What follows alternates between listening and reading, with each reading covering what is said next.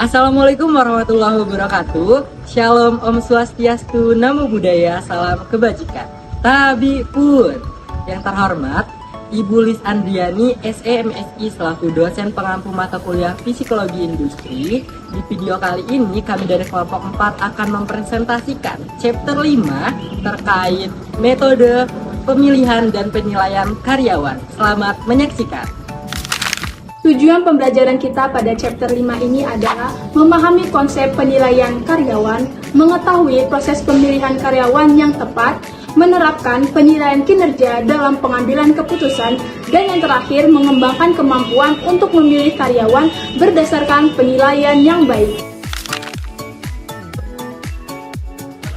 Sebelum teman-teman lebih jauh lagi membahas tentang chapter ini, teman-teman harus mengetahui bahwa penyaringan karyawan adalah proses meninjau informasi pelamar untuk memilih individu yang sesuai dengan pekerjaan. Proses ini melalui dengan 4 metode, yaitu resume, formulir aplikasi, surat rekomendasi, dan tes kerja. Dengan memahami 4 metode ini, dapat memprediksi kinerja kerja sesuai dengan posisi yang dilamar oleh pekerja. Oke, pertama-tama kita akan masuk ke materi evaluasi materi tertulis. Evaluasi materi tertulis adalah langkah pertama dalam penyaringan karyawan yang mencakup penilaian atas dokumen seperti surat lamaran dan resume. Dokumen-dokumen ini mengumpulkan informasi pengalaman kerja serta latar belakang pelamar, termasuk pendidikan, pengalaman kerja, serta prestasi. Karena materi tertulis seringkali menjadi kontak pertama antara pelamar dan perusahaan, kesan awal dari dokumen tersebut sangat mempengaruhi keputusan selanjutnya. Baik, materi selanjutnya adalah referensi dan surat rekomendasi. Referensi dan surat rekomendasi itu digunakan untuk mendapatkan suatu informasi tambahan tentang karakter, etika kerja, dan kinerja masa lalu sang pelamar. Biasanya referensi ini diberikan oleh atasan, rekan kerja, ataupun dosen yang mengenal pelamar secara profesional. Meskipun referensi bisa memberikan informasi yang berharga, ada kelemahannya sendiri karena pelamar itu cenderung memilih pemberi referensi yang akan memberikan penilaian positif saja tentang diri sang pelamar.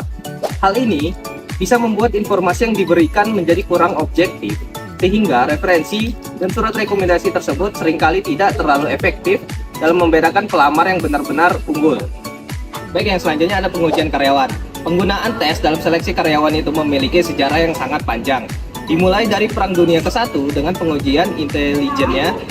Saat ini, berbagai jenis tes digunakan untuk menilai beragam karakteristik yang diyakini berkorelasi dengan keberhasilan kerja, seperti keterampilan spesifik, kemampuan kognitif, umum, dan dimensi kepribadian tertentu.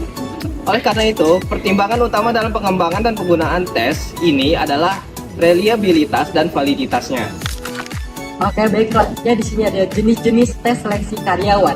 Yang pertama, biodata, yang dimana biodata ini mengukur informasi biografis dan karakteristik pribadi dari calon karyawan. Yang kedua, tes kemampuan kognitif, yang dimana tes ini mengukur kemampuan intelektual umum dari para karyawan.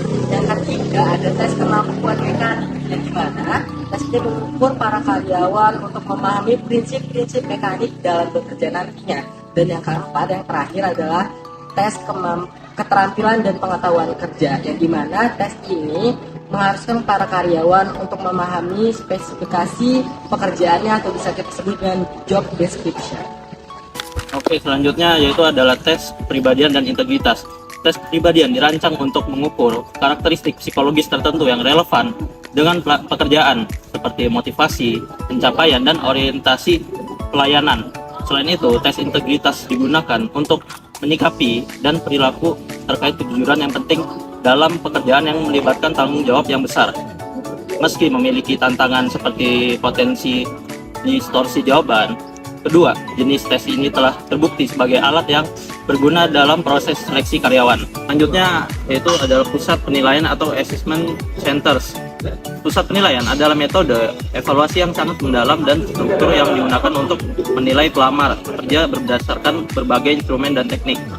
Pusat penilaian yang seringkali digunakan untuk memilih manajer dan mencakup latihan situasional yang dirancang untuk meniru tugas-tugas kerja yang nyata. Latihan-latihan ini memungkinkan penilaian terhadap kemampuan manajerial dan karakteristik pekerjaan lainnya. meski prosesnya memerlukan investasi waktu dan sumber daya yang besar. Oke, selanjutnya saya akan menjelaskan materi wawancara kerja.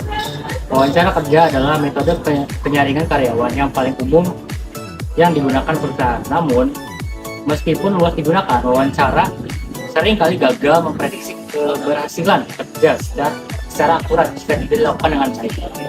Berbagai bentuk wawancara tadi dikembangkan untuk meningkatkan efektivitasnya, termasuk wawancara situasional yang menanyakan bagaimana pelamar akan menangani situasi kerja tertentu, dan wawancara deskripsi perilaku yang meminta pelamar untuk menggambarkan pengalaman masa lalu mereka dalam konteks kerja.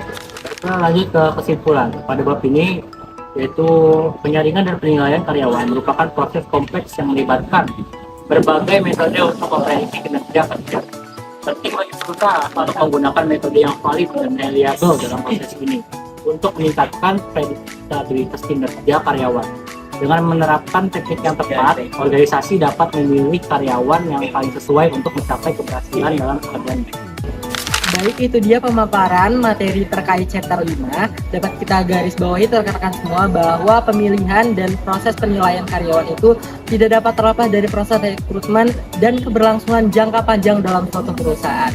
Mungkin itu saja yang dapat kami sampaikan. Semoga bisa menambah pengetahuan rekan-rekan semua, dan mohon maaf apabila terdapat kesalahan dalam pemaparan presentasi pada video kali ini. Kami akhiri, wassalamualaikum warahmatullahi wabarakatuh.